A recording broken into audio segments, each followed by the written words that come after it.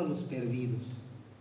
Y bueno, una definición muy sencilla de evangelizar podría ser un cristiano comunicando el evangelio a un no cristiano para que tenga la oportunidad de recibir a Cristo.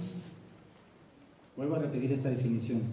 ¿Qué es evangelizar? Es un cristiano, que es alguien que ya es salvo, compartiendo o comunicando el evangelio. ¿A quién? A un no cristiano, para que tenga la oportunidad de recibir a Cristo. Ahora, entonces el objetivo del evangelismo no es que la gente se convierta. Dice, bueno, hermano, entonces, ¿cuál es el objetivo? Que la gente tenga la oportunidad de recibir a Jesucristo. Porque la obra de salvación la va a hacer el Espíritu Santo, la obra de convencimiento nosotros simplemente le vamos a poner a la gente la posibilidad, la oportunidad de tomar esa decisión de recibir a Jesucristo. Es como un vendedor cuando le ofrece algo. Quiere comprar un servicio telefónico, quiere un servicio de cable, quiere un servicio de internet, y usted decide si lo quiere comprar o no, pero le dan la oportunidad. Lo mismo nosotros con el Evangelio, le vamos a hablar a la gente de Cristo para que él pueda decidir o no si quiere o no creer en Cristo. La oportunidad la va a tener, la decisión, y ya es obra del Espíritu Santo, y la persona tiene que tomar esta decisión. Pero entonces fíjense que es evangelizando a quienes, a los perdidos. Algo muy básico. ¿Por qué? Porque el evangelismo se hace entre la gente que no es creyente. No le predicamos a la gente que ya es creyente, aunque a veces es bueno predicarle y repasar esas verdades. Pablo lo hizo también. Y para eso tenemos el libro de los Hechos. ¿Qué le parece, mi hermano, si buscamos Hechos capítulo 2, versículo 1? Vamos a tener que correr porque necesitamos abarcar hasta el capítulo 11. No todo el 11, pero esperamos llegar a ese capítulo. Hechos capítulo 2. ¿Se acuerda lo que tenemos en Hechos capítulo 2? Nacimiento de la iglesia. Ahora ustedes, si buscan todo el capítulo, nunca van a encontrar ahí nacimiento de la iglesia cristiana, Hechos capítulo 2. No, porque no aparece eso. Pero mire cómo dice: cuando llegó el día de Pentecostés, estaban todos unánimes juntos.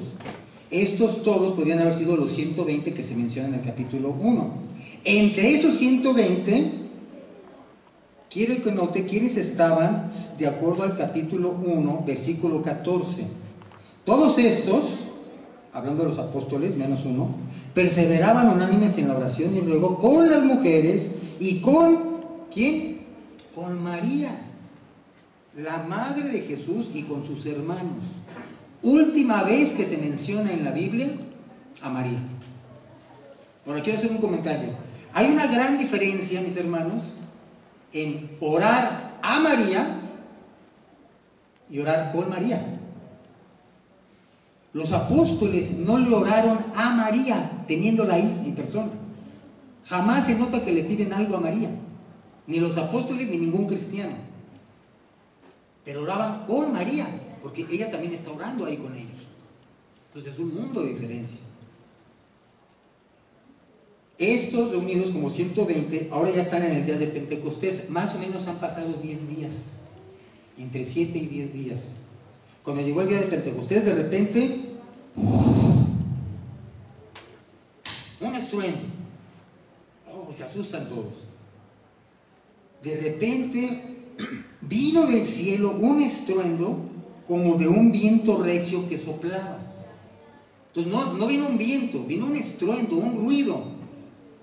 Pero ese ruido, ¿a qué se parecía? Como de un viento muy recio.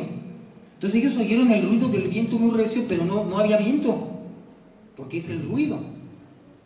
Y luego dice que soplaba, un viento recio que soplaba, el cual llenó toda la casa donde estaban juntos, sentados, y se les aparecieron lenguas repartidas como de fuego, asentándose sobre cada uno de ellos. Y todos fueron llenos del Espíritu Santo y comenzaron a hablar en otras lenguas según el Espíritu les daba que hablase. Entonces ocurren ciertas cosas audibles y visibles para esto que fue el bautismo del Espíritu Santo. Nunca antes en la historia ha ocurrido. Va a ocurrir por primera vez el bautismo del Espíritu Santo aquí en Hechos capítulo 2. Por eso decimos que la iglesia cristiana comienza en Hechos 2. Porque ¿qué es el bautismo? Es una obra del Espíritu Santo donde el Espíritu Santo va a incorporar al cuerpo universal de Cristo a esa persona que va creyendo en Cristo. Esa es la obra del bautismo del Espíritu Santo. Entonces, si el bautismo es incorporar a un cristiano o a un creyente nuevo en el cuerpo de Cristo, en el cuerpo universal de Cristo, entonces la iglesia comienza en Hechos capítulo 2. No comienza en Génesis, como algunos dicen. No comienza con Israel, como otros dicen. No, la iglesia comienza en Hechos 2 porque es la primera vez que ocurre el bautismo del Espíritu Santo. Ahora, como va a ocurrir la primera vez, entonces los apóstoles necesitaban algo visible, audible, para saber que esa obra espiritual está ocurriendo. Hoy por hoy, una persona cuando recibe a Cristo es bautizada por el Espíritu Santo, pero no va a oír ningún ruido, no se le van a poner una llamita aquí en su cabeza, no va a ocurrir eso, pero sí va a ser integrado al cuerpo universal de Cristo, que es una forma de entender la palabra iglesia. A eso se refirió Cristo cuando dijo: voy a edificar, tiempo futuro, mi iglesia. Bueno, ¿a cuál iglesia se estaba refiriendo, Eugenio? ¿A la de Jerusalén, a la de Antioquía, a las iglesias, una iglesia en Galacia? No, ahí la palabra iglesia que se utiliza por primera vez, Jesucristo está empezando en toda la iglesia, es decir, ese grupo de creyentes en Cristo Jesús, comenzando desde Pentecostés hasta el arrebatamiento. Todos los creyentes de todos los países, de todas partes, de todas las épocas. Y usted y yo estamos incluidos en esa iglesia universal. Pero aquí, por ejemplo, Ivo es una iglesia local. ¿Qué es una iglesia local? Pues es un grupo de creyentes que se reúnen en un lugar específico, como nosotros aquí. ¿Se da cuenta? Entonces, somos una iglesia local. Entonces alguien dirá: bueno, ¿y la suma de todas las iglesias locales da por sentado la iglesia universal? No, porque dentro de iglesias locales puede haber personas que no son creyentes y se reúnen. Yo por 2 años me reuní en una iglesia en Guadalajara, pero no era creyente. ¿Y por qué te reunías? Porque mi papá me invitaba y empecé a escuchar, ahí empecé a escuchar, y después de 2 años me convertí. Tardé 2 años en entender el evangelio. ¿Pero por qué, hermano? Pues no sé, tardé 2 años. Y cuando lo entendí, me cayó el 20. Le digo a mi papá: ay, papá, ¿y por qué no me explicaron esto antes? Tenemos 2 años explicándote y por fin me cayó el 20. Es probable que muchas personas lo puedan comprender el evangelio en 1 semana, en 15 días, en 1 mes, en 6 meses. Pero en mi caso fueron 2 largos años para entender cosas tan sencillas como esta. Número 1, que soy un pecador que merece ir al infierno por su pecado. Ah, caray, sí. Soy un pecador que merece ir al infierno. Número 2, que Cristo murió en mi lugar, pagando por todos mis pecados, y resucitó al 3er día. Número 3, que si yo creo en la obra de Cristo para salvarme, Él me salva solo por la fe. Si usted le pide hoy a Cristo, reconociendo usted que es pecador, igual que yo, y que merecemos el infierno por toda la eternidad, pero si usted cree que Cristo murió y resucitó, y con eso que Él hizo es suficiente para que Él le salve, entonces Él lo salva. Ese es el evangelio, que Cristo murió. Entonces el evangelio tiene que ver con Cristo. Entonces aquí ocurre este fenómeno. La gente que estaba ahí, note usted versículo 5, moraban entonces en Jerusalén. ¿Quiénes moraban en Jerusalén? Judíos. ¿Quiénes son los judíos? Pues es el pueblo escogido de Dios, son los descendientes de Abraham. ¿Moraban en dónde? En Jerusalén, judíos, varones piadosos de todas las naciones bajo el cielo. Recuerde que para ese entonces los judíos han sido esparcidos por diferentes partes y se estaban reuniendo en Jerusalén porque era una fiesta obligada para ellos, los judíos, la fiesta de Pentecostés. Entonces vinieron ahí a reunirse y estaban ahí no por casualidad, sino porque Dios en su soberanía quería que esa gente estuviera. Judíos de varias partes, y los menciona. Más adelante va a decir en el versículo 9, partos, medos, elamitas, los que habitan en Mesopotamia, en Judea, en Capadocia, en el Ponto y en Asia. Versículo 10, en Frigia y en Panfilia, en Egipto y en las regiones de África, más allá de Cirene. Ojo, y también romanos, aquí residentes, tanto judíos como prosélitos. Este dato es importante, lo voy a decir por qué. Porque si estos judíos que vivían en Roma, pero estaban, como así decirlo, de vacaciones o de tour en Jerusalén para la fiesta de la Pascua, se van a convertir al cristianismo, y estos judíos que están en Jerusalén, cuando regresen a Roma, ¿qué creen que van a llevar con ellos? El Evangelio. Y van a empezar a predicar el Evangelio a otros judíos que están en Roma y otros gentiles, y se va a fundar una iglesia que es la iglesia cristiana en Roma. Porque una de las grandes preguntas es: ¿quién fundó la iglesia cristiana que había en Roma? Porque llegó a haber una iglesia ahí. Claro, algunos dicen, no, pues ha de haber sido Pedro, seguramente Pablo, porque ellos querían ir a predicar allá, pero probablemente ya empezó con estos judíos que se van a convertir aquí y van a llevar el Evangelio allá. Yo tenía un compañero en el seminario, él se convirtió estando en Estados Unidos, porque allá le hablaron del Evangelio, y cuando regresa a México, ¿qué trae a Guadalajara? Trae el Evangelio. Y de ahí se fue al seminario bíblico de Puebla a estudiar, y ahí empezó a predicar a otras partes de México. Entonces, cuando una persona se convierte, va a llevar el Evangelio a su país de origen. En este caso, ahí se convierten varios. ¿Por qué digo esto? Porque cuando oyen este estruendo y empiezan a hablar en lenguas, ellos se sorprenden y dicen, pues, ¿qué está pasando? ¿Qué quiere decir esto? Versículo 12. Mas otros burlándose decían, están pasaditos de copas.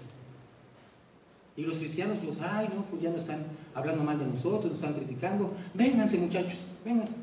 No se junten con esa chusma. Vénganse, vámonos a juntarnos nosotros y cantamos y nos reunimos y oramos. No. En ese momento Pedro aprovecha la oportunidad de que lo están atacando y dice, pues ahorita es cuando. Versículo 14, me encanta cómo empieza. Entonces, ¿quién? Pedro. Tenía que ser Pedro, ¿verdad? Entonces Pedro, poniéndose en pie con los 11, alzó la voz y les habló diciendo, y les empieza a predicar. Primero les explica lo que está pasando y dice, este es el cumplimiento de una promesa.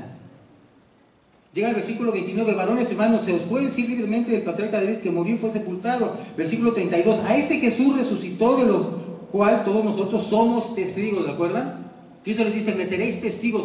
Ahora están siendo testigos y están dando testimonio ¿de qué? De la resurrección de Cristo. Y le van a hablar a estas personas.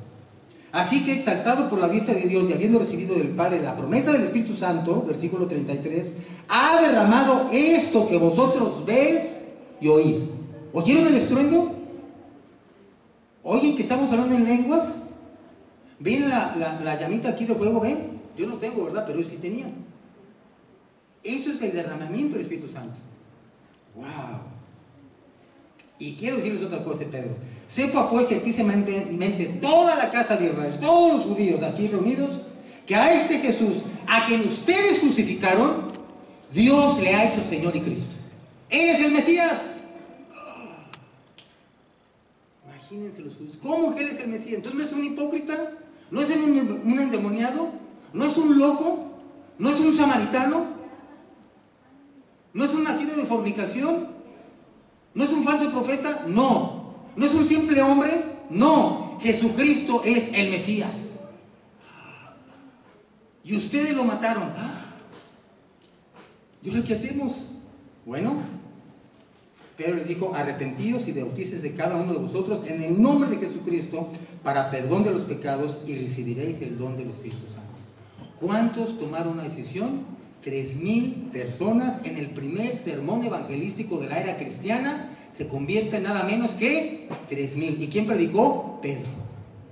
Lleno del Espíritu Santo, comienza la obra. Imagínense, 3,000 judíos de diferentes partes del mundo se convierten realmente, llegan a conocer a Cristo como su único suficiente Salvador. Dicen, Cristo es el Mesías.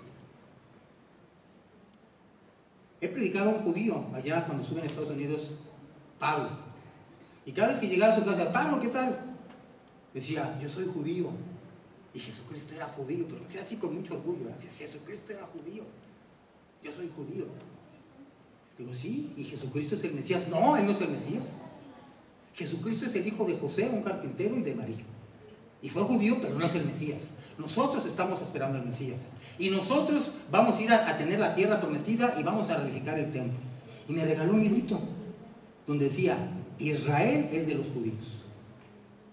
Pero decía, Jesús no es el Mesías. Jesús es un hijo de un carpintero. Es un hombre. Dice, no, Jesús es el Hijo de Dios. Es Dios mismo. No.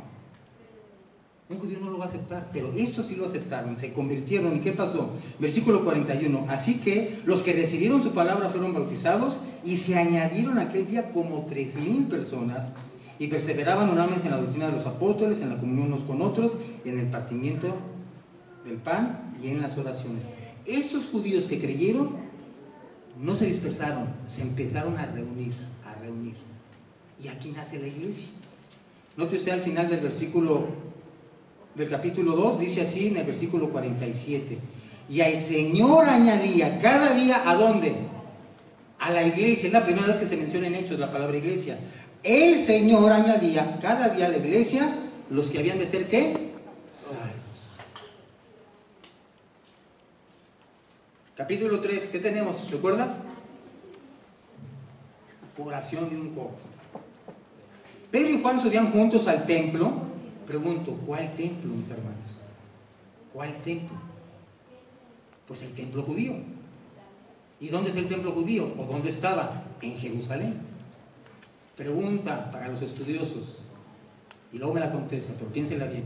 ¿Los cristianos tenemos o no tenemos templo? Algunos dicen, no, hermanos, que nosotros no tenemos templo donde reunirnos y todo. No tenemos templo. ¿Tenemos o no tenemos templo? Unos cristianos, sí, los cristianos sí tenemos templo. Otros dicen, no, los cristianos no tenemos templo. Otros dicen, ¿quién sabe? ¿Tenemos o no tenemos? Se lo dejo de tarea y luego me contesta. Yo tengo mi opinión y tal vez no le vaya a gustar lo que voy a decir. Pero aquí dice, sí, pero era el templo judío. Y solamente se podía construir un único templo. No es que la tribu de allá de Neftalí quería hacer su templo y la tribu de Dan su otro templo. No, no, señores. Aquí nada más va a haber un solo templo, dice Dios. Lea el libro de Deuteronomio. Todo Deuteronomio dice, va a haber un solo templo. Y en ese templo, en el lugar que yo voy a escoger, no les voy a decir tal cual, pero en el lugar que yo voy a escoger, ahí se va a hacer un templo. Va a ser el único, no se pueden hacer más. Y solamente en ese templo se va a adorar a Dios. Ahí nomás. Y cualquiera que pretenda hacer sacrificios en otro lugar o hacer otro templo, aguas. ¿Y qué me van a hacer? Te vamos a matar. Ah, bueno, así sí, así ya no construyo tu templo. El templo judío era el único autorizado divinamente para adorar a Dios. Y todo se centraba en el templo. Por eso va a ser muy difícil para los judíos dejar Jerusalén y dejar su templo. Cuando Cristo les dijo, me seréis testigos en Jerusalén, ¡ay, qué bonito! Sí, en Jerusalén, junto al templo, sí, y ahí me tomo una foto, sí. En Judea, bueno, no me quiero alejar del templo. En Samaria, no, yo con esa gente no me meto. Y hasta lo último de la tierra, no, yo jamás, lejos esté de mí, morir fuera de Jerusalén o fuera de la tierra prometida. Porque para un judío, el ideal era nacer, vivir y morir, ¿en dónde? En la tierra prometida. Ahora sí, como dice la canción, México lindo y querido, si muero lejos de ti, que digan que estoy dormido y que me entierren aquí. Para el mexicano no es tan importante, para usted no es importante dónde muera y dónde lo entierren, ¿o sí? Para un judío es fundamental. Fundamental es nacer en la tierra prometida, vivir en la tierra prometida y que me sepulten en la tierra prometida. ¡Ay de mí si me sepultan en otra parte! Porque ese era el ideal, ese era el modelo en el Antiguo Testamento. Por eso cuando Jesucristo les dice a los apóstoles, van a tener que salir, dicen, ¿cómo? No, nunca tal acontezca, no, yo no quiero salir de Jerusalén, de mi patria, de mi país, jamás. Pero lo van a tener que hacer. ¿Pero por qué, Señor? Lo van a tener que hacer y les va a costar. Mientras están en Jerusalén está bien, entonces está el templo judío y él ha traído un hombre cojo, subraye, de nacimiento. De nacimiento. Acuérdense que cojear es como caminar desequilibrado o chueco, ¿por qué? O porque le falta una pierna o una pata, según los animalitos, o porque tiene un problema de salud o se lastimó y entonces usted está cojeando. No, ese era cojo de nacimiento. Probablemente tenía las dos piernas, pero no podía caminar. Y se subraya, era de nacimiento. No es que tuvo un accidente y después se quedó, no, de nacimiento así. A quien ponían cada día a la puerta del templo, que se llama la Hermosa, para que pidiese limosna. Van Pedro y Juan caminando, lo ven, el cojo lo ve, esperando recibir de ellos algo. Y mire qué palabras dice Pedro. Mira, oro y plata no tengo, mas lo que tengo te doy. En el nombre de Jesucristo de Nazaret, levántate y anda. ¿Cuántos podríamos decir lo mismo y hacer lo mismo, mis hermanos? Yo no. Usted ve un cojo y le dice, a ver, en el nombre de Jesús, ¿tiene esa fe? Yo no tengo esa fe, mis hermanos. Pedro sí la tenía. Y es el primer milagro de Pedro ya en la era cristiana. No es que la primera vez que hicieron milagros y sanidades, no, ya lo han hecho antes. Pero aquí ya se fue Jesús, ya no está Jesús ahí, presente físicamente. Ahora están ellos solos, Pedro y Juan. Pero Pedro tiene esta capacidad de decirle, esta fe de decirle, en el nombre de Jesús, levántate y anda. ¿Y qué hizo el cojo? ¡Pum! Y luego empezó a andar y mira dónde se fue. Versículo 8. Y saltando se puso en pie y anduvo y entró con ellos en el templo, andando y saltando y ¿qué? Alabando a Dios. Gloria a Dios, imagínense, puede caminar. Qué hermoso, ¿verdad? Ahora, ¿cuántos cojos tenemos aquí, mis hermanos? Pues tal vez no cojos físicos, pero todos somos cojos moralmente hablando. ¿Usted de qué lado cojea? Todos tenemos cola que nos pisen, todos te cojeamos de una parte. Tal vez unos cojean con el asunto de la fumada, otros cojean con el asunto de la tomada, otros cojeamos con el asunto del dinero, del robo, otros cojeamos con el asunto de la mentira. ¿Cuál es el vicio, pecado o falta o falla del que usted cojea? Yo cojeo de alguno y no se lo voy a decir porque le voy a dar ideas. Cada quien cojea del pie que quiere cojear y del pecado, pero todos de nacimiento tenemos algo. Algún pecado oculto o no tan oculto, alguna falla, algún defecto, moralmente hablando. O es usted muy enojón, o es muy mal hablado, o es muy mal pensado, o luchamos con la pornografía, o somos muy peleoneros. ¿De qué pie cojeas? No, yo no, hermano, no. Todos cojeamos de algo, todos, de nacimiento. Y necesitamos ese perdón todos los días. Bueno, aquí se convierte este cojo en alguien sano. La gente se empieza a reunir, ¿qué está pasando? Y Pedro otra vez aprovecha y se vuelve a predicar y predica otra vez. ¿Y sabe qué? Se convierte en 5,000. Termina su sermón. A vosotros primeramente Dios, habiendo levantado a su Hijo, lo envió para que os bendijese, a fin de que cada uno se convierta, ¿de qué? De su maldad. Entonces nada más es, sí, qué bonito ser salvo y perdonado. Gloria a Dios y aleluya. Y alabado sea el Señor. Y voy a entrar andando y saltando y cantando y alabando a Dios. Hermano Eugenio, ¿y tu pecado ese? ¿De que cojeas lo vas a dejar? Ah, no, hermano, es que si dejo esto, pues ya no, es el único vicio que tengo, imagínate. Es el último vicio que me queda y si lo dejo, ¿con qué me quedo? No, hermano Eugenio. Cada uno se tiene que convertir de su maldad. Hermano, ¿de qué todavía nos tenemos que convertir? Pero note una cosa muy interesante, en el versículo 9 dice, y todo el pueblo le vio ¿qué? Todo el pueblo le vio andar. Acá yo decía, oye, ¿cómo que está? Ese está acá. No, espérame, se parece, no, espérate. Y le reconocían, versículo 10, que era el que se sentaba a pedir limosna. Lo vieron andar y luego lo reconocieron, o sea, hacen la conexión, dicen, le reconocían, oye, ¿que ese no era el que se ponía ahí a pedir limosna? Oye, ¿que ese no era el cojo? Sí. ¿Cómo es que ahorita andan caminando? Oye, ¿ese no era el borracho? Sí. ¿Cómo es que ahorita anda sobrio? Oye, ¿ese no era el marihuano? ¿No era el pandillero? ¿No era el mentiroso? ¿No era el estafador? ¿No era el buscapleitos? ¿No era el adúltero? ¿No era el inmoral? Sí, tú lo has dicho bien. Era. Pero ya no soy, por el poder de Cristo. Esa es la transformación que puede hacer el Evangelio. Cristo. Y claro, todo muy contento y felicidades, ¿no? A ver, vamos a tomarnos una foto, Pedro, a ver, por favor, que pase el cojo aquí, a ver, aquí en medio, Pedro, Juan, a un lado, una foto, por favor.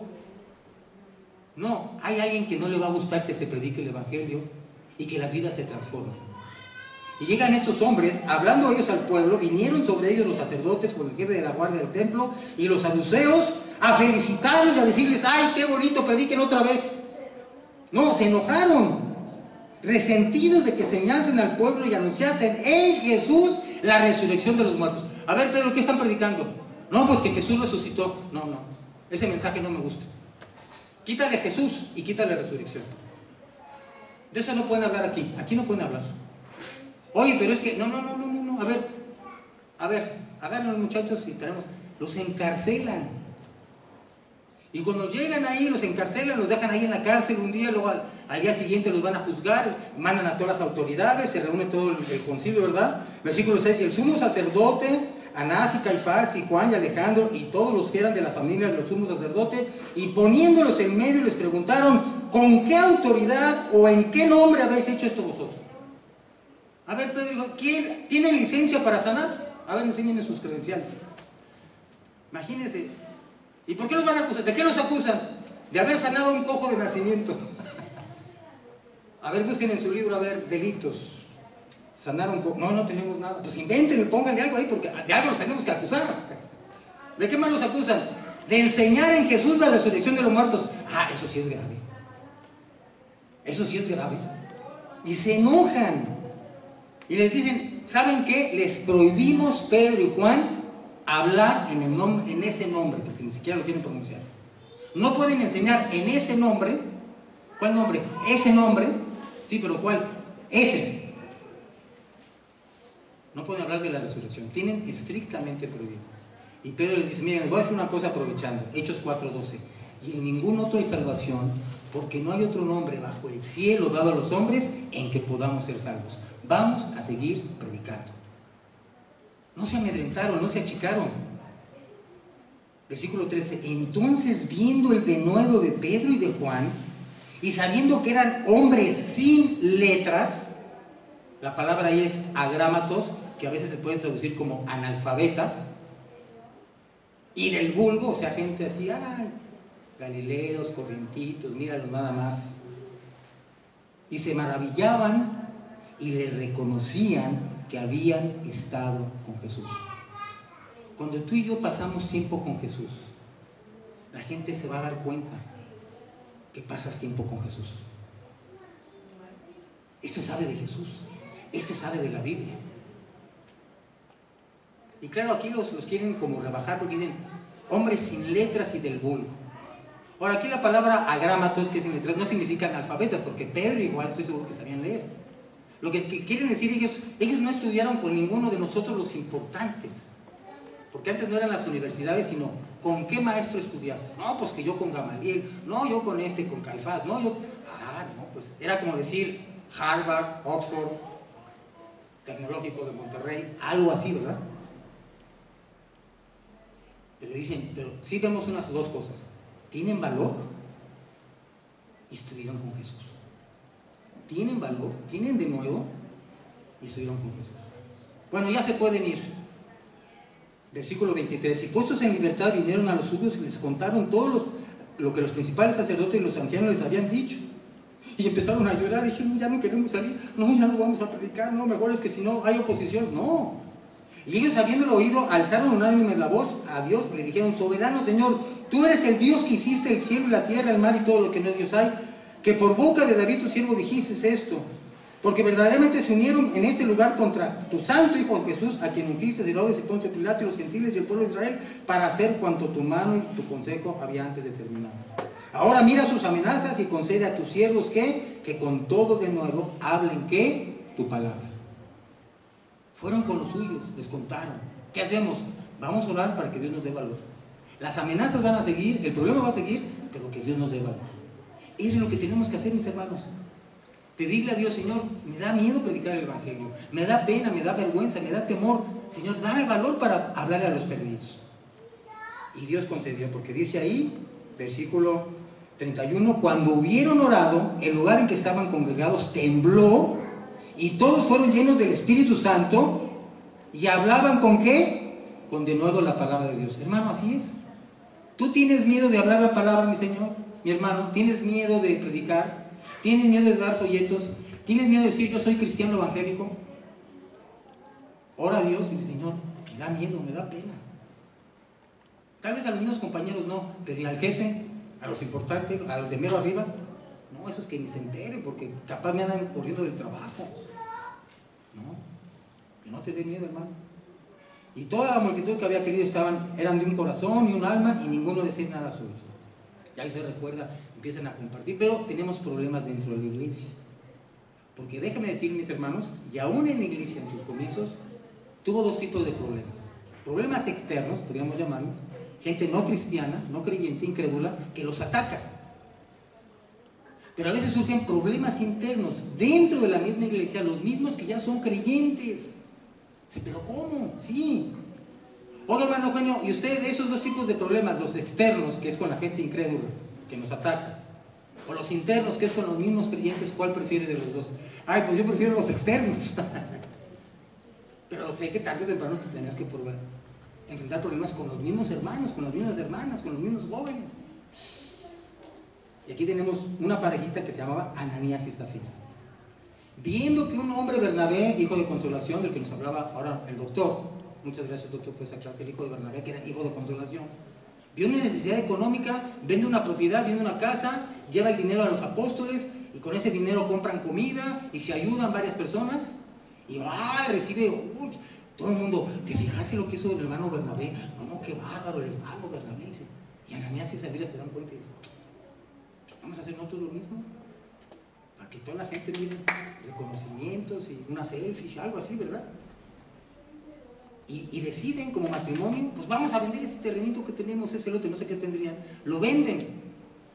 Y ya cuando les dan el dinero, están contando, dicen, no se me hace mucho. No sé si Ananías o Zafira dijo, oye mi amor, ¿vamos a dar todo? Pues sí, Bernabé dio todo. Sí, pero quítale un poquito, ¿no? O sea, es mucho. Entonces le quitan un poquito. Oye mi amor, pues no vamos a decir nada a los demás, ¿eh? Está bien. En eso quedamos. Entonces había buena comunicación en el matrimonio, ¿eh? Nada más que se pusieron de acuerdo en algo que no estaba bien. Van con Pedro, van Ananías. Pon una cara de espiritual, así de cristiano de domingo. Pedro, te traigo una ofrenda para ayudar a los hermanos. Ay, muchas gracias. Oye, pero es todo. ¿En cuánto vendiste? En tanto. ¿Es todo? Sí. Mentiroso. Mientes con todos los dientes. ¿Cómo supiste, Pedro? ¿Qué comes que adivinas? No, ni como nada ni adivino. El Espíritu Santo me reveló que tú estás mintiendo y que no estás dando todo. Y no has mentido a mí, no has mentido a la iglesia, has mentido a Dios, has mentido al Espíritu Santo. ¿Y sabes qué? Y ahí azotó, mis hermanos. Imagínense que hoy se aplicara esa misma medida. Hermano, ¿por qué no vino el domingo pasado? Ay, es que me enfermé. Imagínense que fuera lo mismo hoy. No, o sea, yo sería el primero en dar el azotón, mis hermanos. Y luego viene Zafira. Hola Zafira, ¿qué tal? Oye, ¿en cuánto vendieron la heredad? ¿En tanto? Mientes con todos los dientes, Zafira. Acaban de sacar, y miren aquí, ¿quién lo sacó? Los jóvenes. ¿Le gusta este nombre para la sociedad juvenil? Sepultureros espirituales. Y los jóvenes de aquí de la iglesia acaban de sacar a tu marido y te van a sacar a ti también por mentirosa. Y que muere otra vez. Todo el mundo viene asustado. No, no te juntes con esos cristianos, ahí te prohíben mentir. Te prohíben muchas cosas, pero imagínate, y si no, mueres ahí. Y ya nadie quería juntarse con los cristianos. No, esos cristianos, yo no me meto ahí porque no, yo no voy a poder con eso. ¿Cuánta gente no quiere venir a la iglesia? ¿Saben por qué? Porque te dicen, oye, ahí en tu iglesia no pueden fumar, ¿verdad? Ahí en tu iglesia les prohíben emborracharse, ¿verdad? Ahí en tu iglesia les prohíben ir a fiestas, les prohíben tantas cosas. No, a lo mejor yo no voy, porque no va a dar el ancho. O sea, ¿para qué me hago tonto? No voy a dar, no voy a vivir a ese nivel. Lo que ellos no saben es que necesitan al Espíritu Santo para vivir la vida cristiana. Luego en Hechos capítulo 6, otro problema. ¿Por qué? Porque algunas viudas de los griegos eran desatendidas. Crece el número de los discípulos tanto que no pueden atender las necesidades físicas. Y entonces, ¿qué hacen? Versículo 4, dice Pedro, nosotros persistiremos en la oración y el ministerio de la palabra, porque no es justo que dejemos este ministerio para servir a las mesas. busquemos 7 personas llenas del Espíritu Santo y se hace la elección de los 7 diáconos. Entre ellos está un hombre llamado Esteban, también está un hombre llamado Felipe, que más adelante los vamos a ver.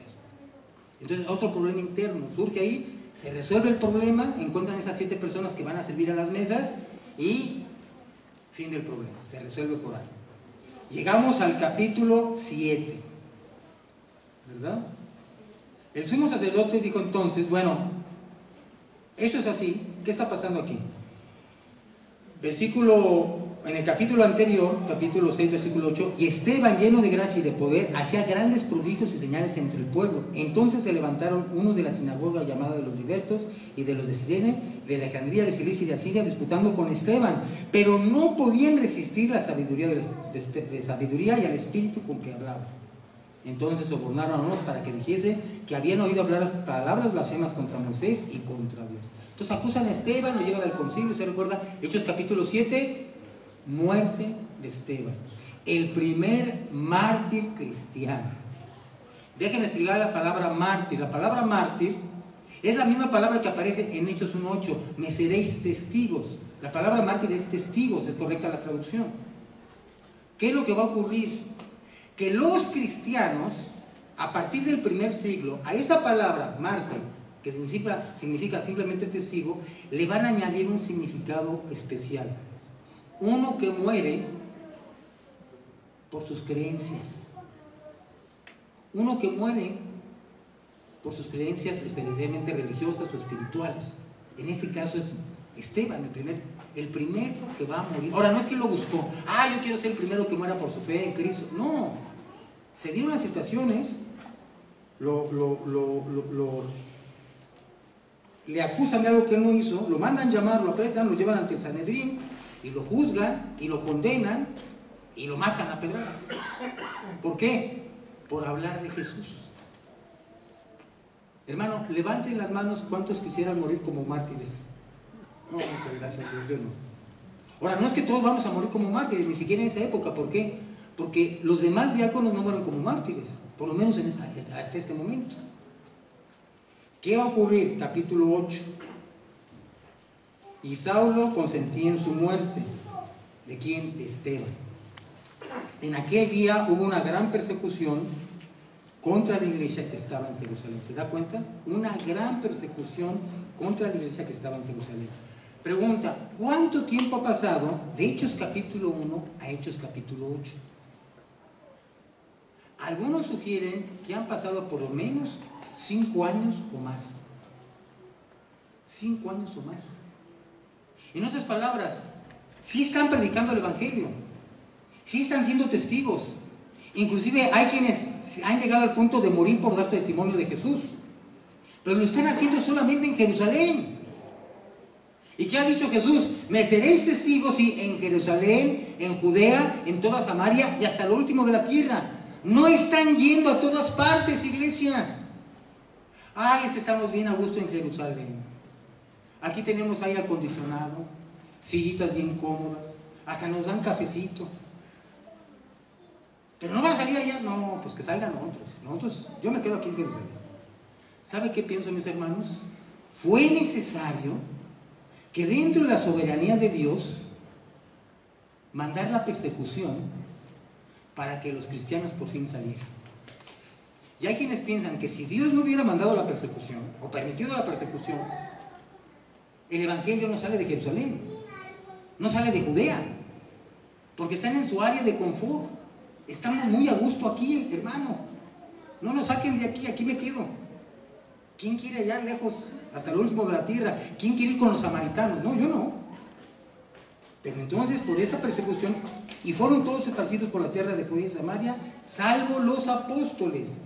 Y hombres piadosos llevaron a enterrar a Esteban e hicieron gran llanto sobre él. Versículo 4. Pero los que fueron esparcidos iban por todas partes como anunciando el Evangelio. Entonces Felipe descendió ¿a dónde? A Samaria, y empieza a predicar. Pero fíjense que hermoso, Felipe también podía hacer milagros, sanidades. No nada más era cuestión de los apóstoles, también de ellos. Y se empiezan a convertir cualquier cantidad de gente. Dice ahí en el versículo 9, pero había un hombre llamado Simón que antes ejercía la magia en aquel lugar.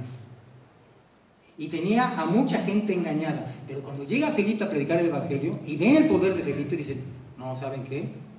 De andar con este mago, yo prefiero irme con Felipe. Y la gente se empieza a ir con Felipe.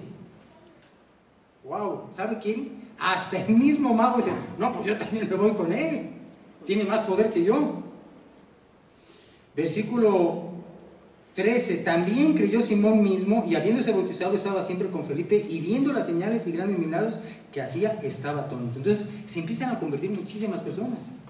Y bueno, tenemos la historia, ustedes lo pueden leer después. Se convierten varios 6 samaritanos, luego mandan a Pedro, igual como para dar el visto bueno, decir, está bien lo que estamos haciendo. Ahora está llegando el Evangelio a Samaria, por medio de Felipe. Y se están convirtiendo muchos. Y uno puede decir, bueno, dejémoslo así, no le muevan. Pero note lo que pasa en el versículo 26. Un ángel del Señor habló ¿a quién? A Felipe. Ahora, no espere usted y yo, mi hermano, que nos hable un ángel para que nos diga quién vamos a predicar. Hermano, ¿por qué no sale? No, yo como Felipe, hermano, hasta que me venga un ángel y me diga, ve y predícale ese, yo le predico. Bueno, eso ocurrió aquí, pero no espero que así va a ocurrir con nosotros. Levántate y ve hacia el sur, por el camino que desciende de Jerusalén a Gaza, y subraya, el cual es desierto. Espérame. Dice Felipe, no, a mí se me hace que esta voz no es de Dios.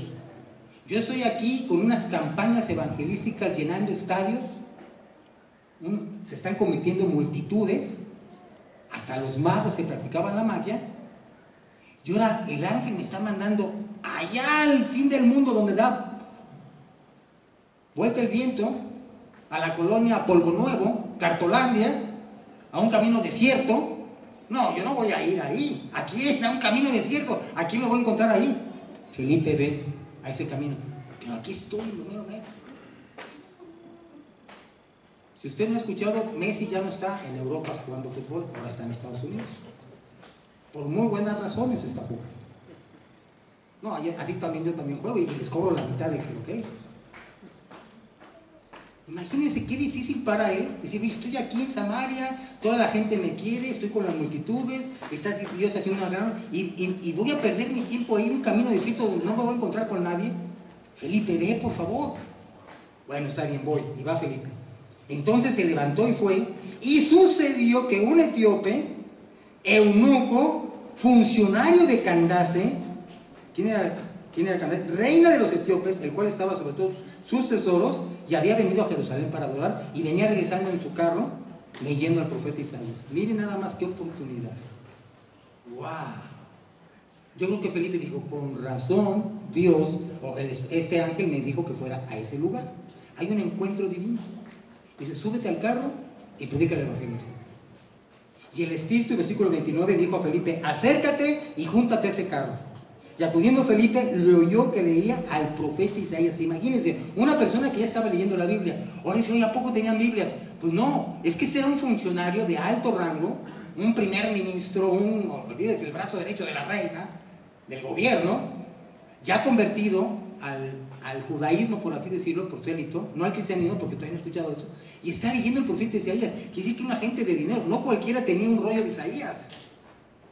No es como ahora que, bueno, pues por tanto, 60 pesos, 100 pesos, 200 pesos. No, era muy difícil que alguien tuviera una copia, por lo menos de Isaías. Él la tenía porque era de billete. Y va leyendo, pero no entiende nada. ¿Has encontrado gente así? Yo recuerdo una familia allá en Guadalajara, visitando a veces tocando puertas, encontramos una familia donde la esposa estaba copiando todo el Nuevo Testamento en una libretita. Empezó con el Evangelio de Mateo y dice, yo lo estoy... Y digo, pero ¿entiende lo que...? No, no entiendo nada, pero está bonito y me gusta y todo. Oiga, ¿le gustaría que...? Ah, sí, ¿cómo no? Ella ya estaba con toda la disposición para escuchar el Evangelio. Se convirtió ella, se convirtieron sus hijas y al final se convirtió su esposo. Ahora me recuerdo mucho de esta familia, porque una familia muy particular, lo voy a decir porque, una familia donde el perrito era más querido que el papá. Cada vez que llegaban las hijas y veían al perrito, ¡ay! Hacían un escándalo, lo abrazaban, lo besaban. Llegaba el papá, que se partía para mantener a la familia, ni le hacían caso. ¿Qué era esta familia? Ya cuando se convirtió en todo, ya cambiaron las cosas. Pero recién te convertiste. ¿Cómo es eso? ¿Quieres más al perro que al papá? Así era. Espero que no sea su caso. Y si lo es, bueno, pues ya. Ahora sí que ama más al esposo y al papá, ¿verdad? Se convierte. Y este señor, algunos piensan que aquí nace la iglesia que va a surgir ahí en esos lugares de África. Aquí se rastrea. Porque Felipe obedeció. Ahí es un lugar desierto, con todas las incomodidades, con el calor, ¿no? Pero predicarle a un alto funcionario. ¿Quién se lo iba a imaginar? Hechos capítulo 9 tenemos la famosa conversión de Pablo. Uno de los grandes líderes del cristianismo. De la talla de un Pedro. Por eso se escribe el libro de los Hechos, porque dice, miren, todos los milagros que hace Pedro y que se van registrando en los primeros capítulos, también los hace Pablo. No, pero es que Pedro sana cojos. Pablo lo va a hacer. No, es que Pedro hasta resucitó. Pablo lo va a hacer. No, es que Pedro predicó y se convirtieron en tantos. Pablo lo va a hacer. O sea, los dos están al nivel. Grandes hombres de Dios. Pedro tenía, estoy seguro, el don de evangelista, además de ser apóstol. Y lo mismo, porque no se convierte en 3,000 o 5,000 así nada más por nomás. Claro, ahora, lleno del Espíritu Santo, con el poder, vemos a un Pedro transformado. Oye, pero Pedro no fue el que negó al Señor. Sí, sí fue. Caray. ¿No fue el que negó 3 veces al Señor? Es el mismito Pedro. No será otro Pedro, no, es el mismo que negó al Señor. Pero veamos qué transformación tan grande. Oye, ¿y Pablo no era el que perseguía a los cristianos? Y los arrastraba, se los llevaba arrastrando hombres y mujeres. Imagínense la escena, un Pablo arrastrando a los hombres, a los cristianos y llevándoselos y pidiendo cartas para los lugares más lejos, perseguirlos. A ese grado era su celo de Pablo, perseguidor. ¿Y por qué Pablo perseguía a los cristianos? Porque decía, si Jesús fue un falso profeta, un impostor, un endemoniado, un lunático, un loco, sus seguidores están igual de mal que él. Y hay que castigarlos y hay que matarlos. Y va a darse cuenta Pablo que Jesús no es un simple hombre. Él como judío va a darse cuenta que Jesús es el Mesías. Jesús es el Mesías. Y eso va a cambiar su vida, totalmente. Y aquí se convierte Pablo en Hechos capítulo 9. Y usted puede estudiar la historia de Pablo en el libro de los Hechos, pero yo le recomiendo una película. Yo la vi en Ciudad Juárez, esa película, mis hermanos, la historia de Pablo. Créame, yo estaba llorando en el cine, viendo la vida de Pablo. ¡Wow! ¡Qué película! Entonces la recomiendo que la vea, en la vida de Pablo. Tremendísima película, ¿verdad? Porque nos ubica más o menos en el concepto. Bueno, él se convierte. Hay gente que duda de su conversión. Ya nos dijimos, Bernabé lo ayuda a integrarse al grupo. Hechos capítulo 10, recuerda que tenemos Hechos capítulo 10, 5 y 5, 10, una casita. Pedro en casa de Cornelio predica el evangelio a él, sus parientes y amigos. ¿Y por qué digo eso? Bueno, usted puede leer todos los detalles cómo ocurre esta historia, pero rápidamente le cuento. Se le aparece un ángel a Cornelio y dice, Cornelio, tus oraciones han sido oídas, manda a llamar a uno que se llama Pedro, que vive en tal parte, y él dice, sí, cómo no, y manda a 2 de sus soldados, y van por Pedro. Usted se acuerda que Pedro ya le dio hambre, se sube al techo y dice, ay, ya tengo hambre, pero llama, hermana, ya está la comida. No, Pedro, súbete un ratito y ahorita te llamamos. Y se sube Pedro allá, y no está la comida, y de repente va bajo un manto con reptiles, yo me imagino que un tlacuache por ahí, una víbora, no sé, y dice, no, mata y come, y dice, no, ¿y eso qué es? Y se sube otra vez el lienzo, y otra vez, 3 veces baja ese lienzo, y dice, mata y come, y Pedro dice, Señor, jamás ninguna cosa inmunda he comido. ¿A quién se le antoja a usted un platito de cucarachas con chocolate? No, yo no como eso. Pues ¿a quién se le antoja una rata al mojo de ajo? No. Me contaban unos amigos que en Hawái uno de los platillos así de lujo en los restaurantes es rata. No, hermano, yo no como rata, mejor deme el pollo. Así como era difícil para Pedro cambiar su dieta, dice, bueno, ¿qué quiere decir? Él no hace la conexión hasta que llegan estos hombres, tocan ahí. Oiga, que aquí viene un Pedro. Sí, aquí está Pedro. Pedro, que te buscan, ¿quién? Que no son... Y le dice el Espíritu Santo, no dudes en ir con ellos. Acá. Y ya dicen, bueno, ¿y usted qué viene? No, pues que venimos enviados por un centurión llamado Cornelio. No es judío, no es prosélito, es totalmente gentil, no es... Pero que se le apareció un ángel y te manda a llamar a ti que vayas, sin dudar. Entonces Pedro dice, bueno, pues Dios me manda, pues... Y va a la casa de Cornelio, y va a predicar allá, y la gente se va a convertir. Pero note un detalle muy interesante. Cornelio, usted puede leerlo ahí en el libro de los Hechos, invita a sus parientes y amigos más cercanos. Y cuando llega Pedro a la casa de Cornelio, dice, Pedro, le cuento todo lo que... Aquí estamos para oír lo que tú tienes que decirnos. ¿Qué nos quieres decir? Pues les quiero decir que... ¿Qué les diré? Pues que los Tigres es un gran equipo y los Rayados también y que... No, Pedro, comparte algo que valga la pena. Bueno, las Chivas... No, Pedro, háblales de Jesús. ¡Qué oportunidad! Y empieza, no termina en su sermón cuando se convierten, y usted puede leerlo. Claro, a muchos no les gusta y el capítulo se lo tiene que aclarar y defender. Luego viene capítulo 12, Pedro está en la cárcel, Dios lo libera. 13 y 14, el primer viaje misionero. 15, el concilio de Jerusalén. Estamos evangelizando. Hermanos, qué hermoso privilegio compartir el evangelio. Ahora, ¿cuánto lo estamos haciendo hoy? ¿Cuándo fue la última vez, hermano, que le hablaste todo el evangelio a una persona desde la A hasta la Z?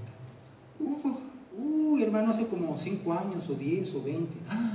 Hay otros que lo están haciendo. Nos cuesta. Déjeme decir una cosa, mi hermano. A mí como a usted me cuesta hablar del evangelio. Yo hubo una época en mi vida, en el año 2000 al 2005, no prediqué el evangelio a ni una sola persona. 5 años de mi vida cristiana sin predicarle el evangelio a ni una sola persona. Y déjeme decirle más grave, no solamente no lo hice, en mi corazón no quería hablarle a la gente. ¿Tuve oportunidad? Sí, no lo quise, no lo voy a hacer. ¿Pero por qué, hermano Eugenio? Porque me siento muy mal. Me siento deprimido, me siento triste, me siento mal, no lo voy a hacer. Y no me importó la salvación de la gente perdida. Que se mueran, que se mueran. No voy a predicar, no voy a ir a predicar. Recuerdo que un pastor me invitó allá a ir a trabajar a Estados Unidos. Hermano, ¿qué es lo que queremos invitarlo? No, muchas gracias. No quiero predicar el evangelio, no me interesa. Iba a la iglesia y cantaba, y oraba y ofrendaba. Pero predicar el evangelio, no me hables de eso, hermano. No lo voy a hacer, no lo quiero hacer.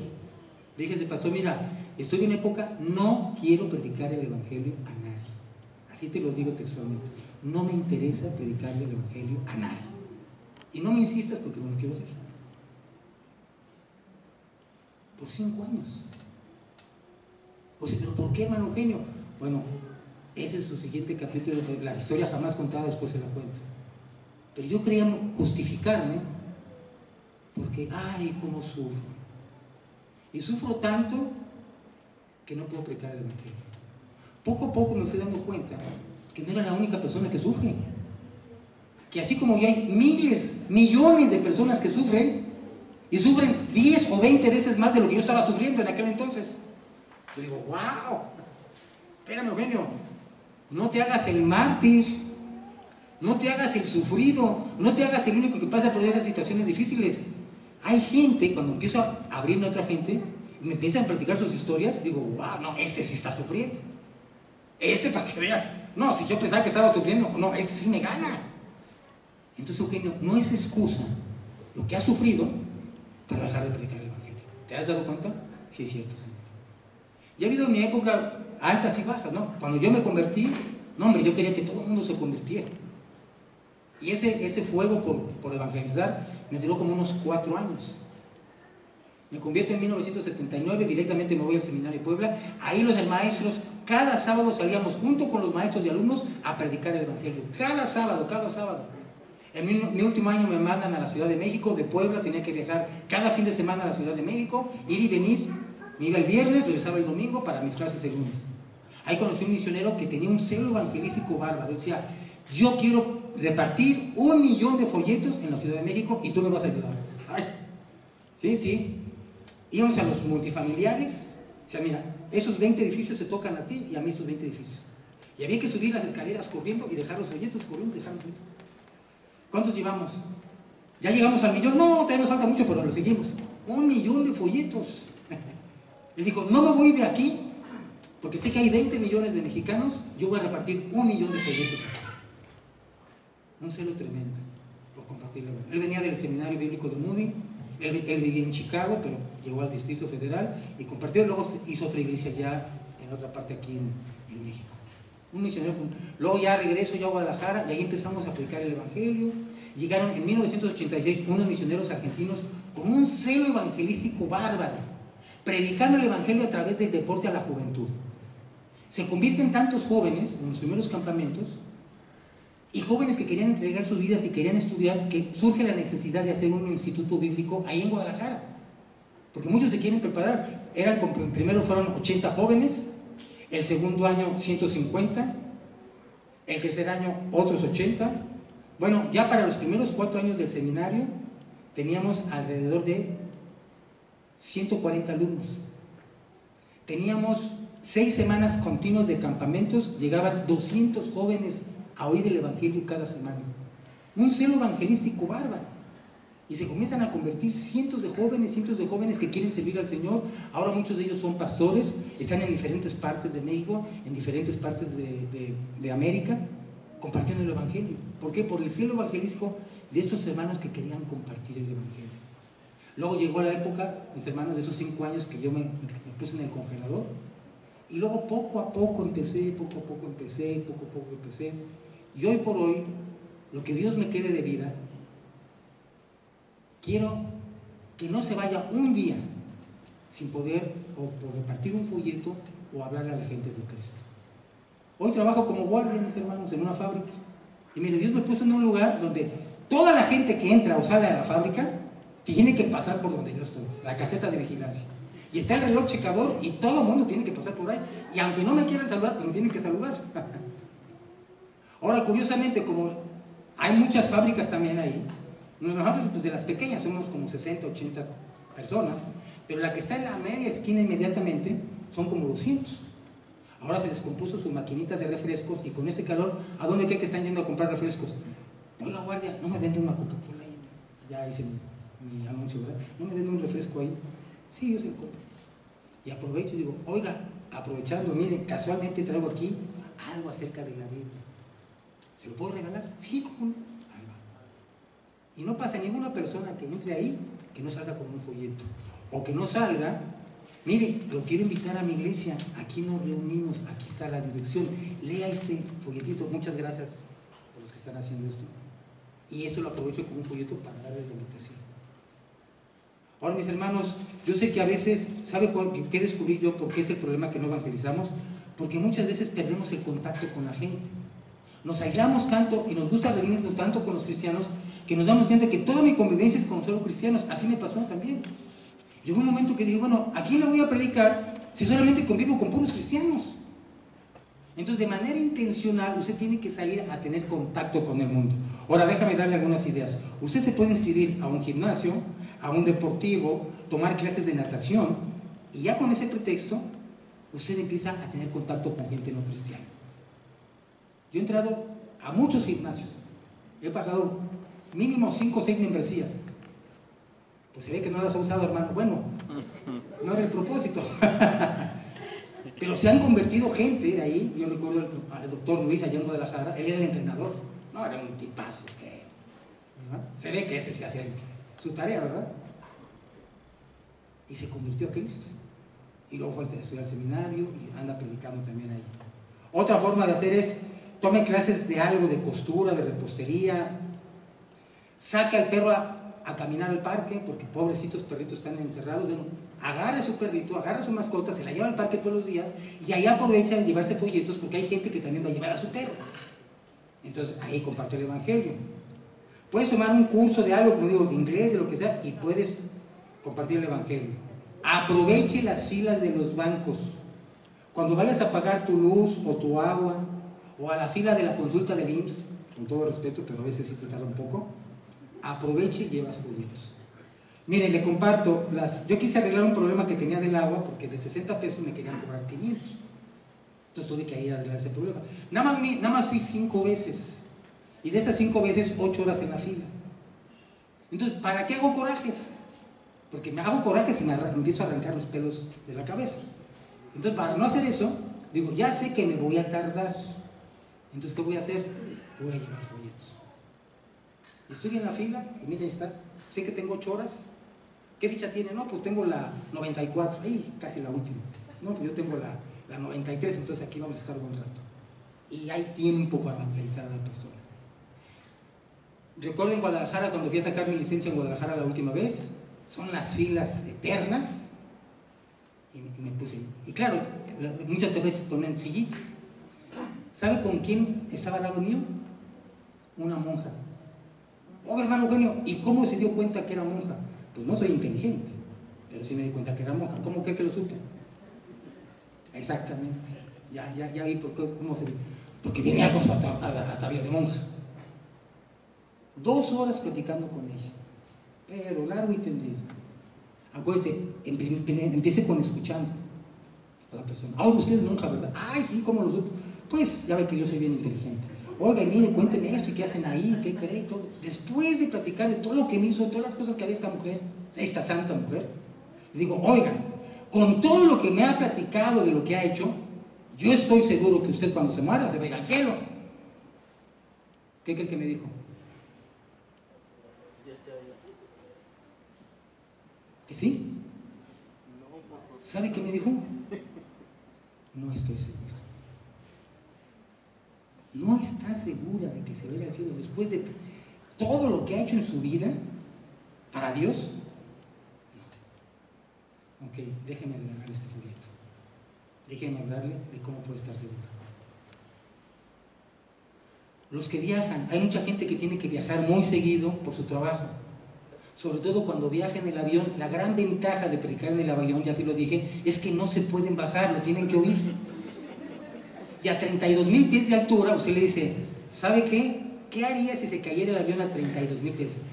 Y empiezo a evangelizar, empiezo a decir, oiga, ¿y si se cayera el avión? Y toda la gente, ¡ay, cállese! Que se lava la lengua de chicharrón, ¿verdad? Hay grandes oportunidades de predicar el evangelio. Yo recuerdo cuando llegué al aeropuerto de Los Ángeles, que una vez andaba viajando por allá. ¿Sabe quién me encontré en el aeropuerto de Los Ángeles? A Mijares y a su esposa, ¿qué? Lucero. Y estamos en el aeropuerto de Los Ángeles. Cuando yo los vi, luego los reconocí. Ellos no me reconocieron a mí, pero yo sí a ellos.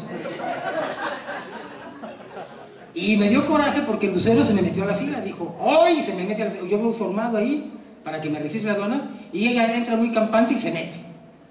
Dije, ah, ¿y hola? Lucero, ¿qué pasó? Atrás va la fila. Y luego llega Mijares atrás. ¡Ay, ya se metió mi esposa! Sí, le digo, y no se vale. Bueno, pero como es Lucero, le voy a dar chance. Nada más porque se... Compartir el evangelio. Cuando andaba en la Ciudad de México, en el aeropuerto, ¿a quién cree que me encontré? Al de la mochila azul, al de ojitos dormilones, Pedrito Fernández. Oiga, no sé por qué dicen Pedrito. Oye, este es Pedrito Fernández, sí, está bien alto. Mijares no tanto, Mijares está en mi estatura, pero Pedrito Fernández, no, está altísimo. ¿Se da cuenta? Tiene oportunidad de predicarle a gente que sería difícil que usted llegara, pero él puede predicar. Así como le pasó a Felipe, ¿verdad? Otra manera, en su trabajo, como decía nuestro hermano Carlos Astorga, su trabajo es un medio a través del cual usted le puede compartir a compañeros de trabajo. Tal vez al principio no lo quieran oír. Yo recuerdo un hermano en Estados Unidos trabajando en el aeropuerto, en el John Wayne, y le predicaba a otro hermano, ese hermano Héctor le predicaba a Jorge. Y cada vez que quería predicarle, se enojaba Jorge. No me hables del evangelio, no me hables del evangelio. Mira, me vuelves a hablar y te voy a partir toda tu mandarina, por no decir otra cosa. Se enojó feo, ya llegó a los golpes. Este hermano le seguía insistiendo. ¿Sabe qué pasó? Finalmente se convirtió. Y después este hermano se fue a un seminario. Tu trabajo es un medio a través del cual tú puedes predicar. La universidad es otro, mis hermanos.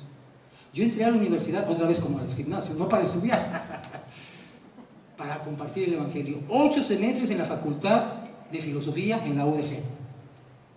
Pero a ver, hermano, ¿qué lograste? Lo único que lograste fue que uno de tus compañeros fuera una vez a la iglesia y fue todo, ¿sí? Pero todos los que estuvieron ahí, junto con maestros y directivos y los que venden chicharrones y todos, escucharon el evangelio.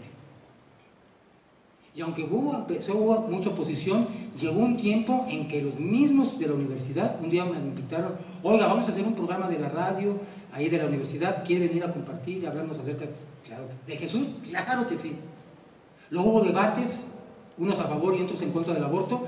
Queremos invitarle al auditorio para que usted defienda a las personas que están en contra del aborto. ¿Quiere venir?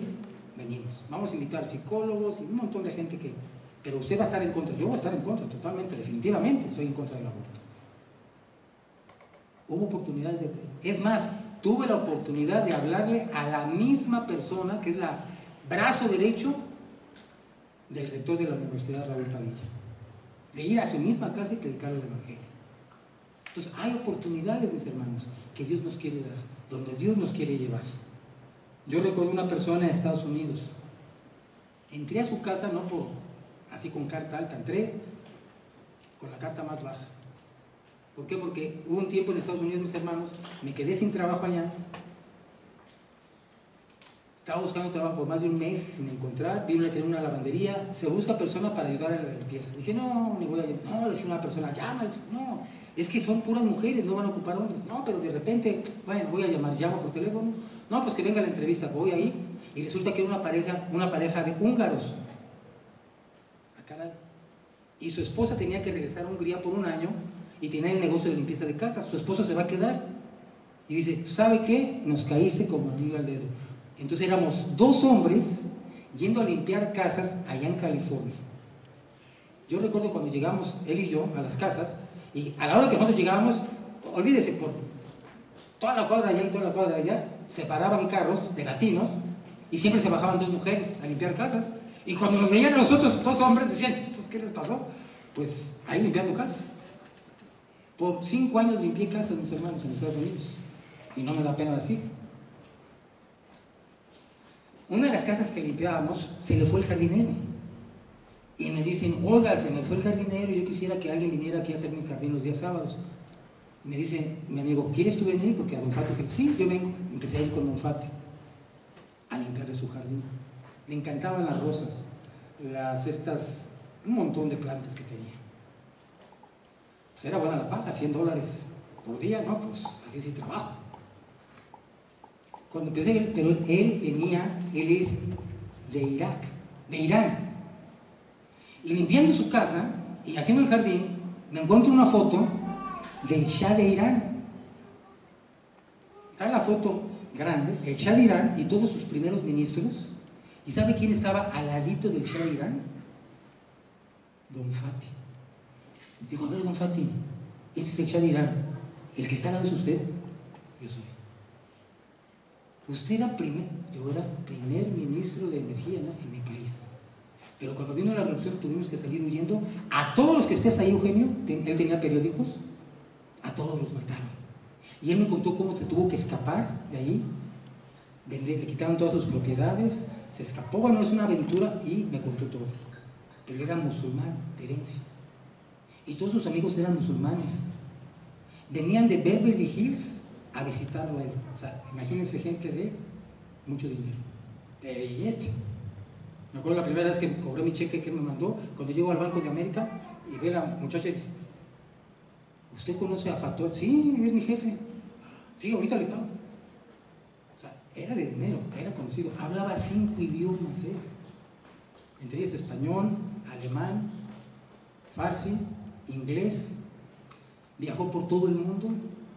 Me acuerdo cuando me dijo, cuando fui a Japón, una de las cosas que hicieron el primer ministro de Japón, me subió al metro y bajaron a toda la gente para que subiera él.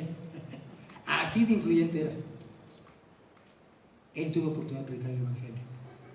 Llegaron gente que tenía doctorados en matemáticas, que se enseñaban en la Universidad de Los Ángeles, y tuve oportunidad, yo siendo el jardinero, porque después me convertí en el chofer, y poco a poco fui subiendo de puesto, ya era el acompañante y el IBM de él. Empecé a ir a sus reuniones, empecé yendo a servir. ¿Sabe cómo terminé? Siéntese, nosotros le servimos. Y tuvo oportunidad, decían, a ver, ¿cómo es que el jardinero le está compartiendo? Pues sí, soy el jardinero, pero realmente estudié en un seminario y Dios me dio la oportunidad, entrando así, para predicar el Evangelio. Espero algún día que Dios haya tenido misericordia de él y verlo ya cuando yo parta. ¿Cómo me gustaría ver a Don Fati allá en el cielo? No sé si se convirtió y si hizo su decisión. Tenía 95 años. Pienso que tal vez llegó a convertirse. Y si tomó su decisión no lo sé, pero digo, Señor, ¿cómo me hubiera gustado que él se convirtiera al Señor? Y espero que antes de morir lo haya hecho. Mi hermano, hay una oportunidad, hay una urgencia de predicar el Evangelio a los perdidos, familiares tuyos, vecinos, compañeros de trabajo. Y quizá una última oportunidad sea cuando tú te mueras. Recuerdo el hermano Negrete, estaba bien triste, un hermano en Guadalajara, decía, ay hermano Eugenio, ninguno de mis hijos ha creído en el Evangelio, ¿y qué va a pasar cuando yo me muera? Él era muy violento, era una persona sumamente violenta. Y lo mismo sus hijos. Recuerdo que uno de sus hijos, hasta que le enterraron un desarmador aquí, se calmó de pleitos. Entonces, como él había sido muy violento y tenía muy mala imagen, muy mal testimonio, nadie lo quería oír, nadie le creía. Digo, ¿cómo voy a hacer? Digo, mira, tenemos una última opción. Si hay hermano Eugenio, le voy a pedir un favor. Cuando yo me muera, ahí van a tener que venir todos mis hijos y mis nietos. ¿Podría usted predicarles el Evangelio ahí a todos? Sí, hermano, se lo prometo. Pero de veras me lo promete, sí. Cuando murió él, prediqué el Evangelio. Nadie se convirtió en sus hijos. Pero su nieta me dijo, yo quiero que venga a mi casa y me platique lo que creía mi abuelito. Y fui a su casa. Y esa nieta se convierte. Y luego, al convertirse ella, quiere empezarle a hablarle a todos sus tíos. Y se convierte Jorge, se convierte Héctor, se convierte más. Y así fue como, en esa última oportunidad, varios conocimos a ella. Entonces, mi hermano, si hay oportunidad, y si usted me lo permite, el día que usted se muera, predica el Evangelio a mi hermano otra vez.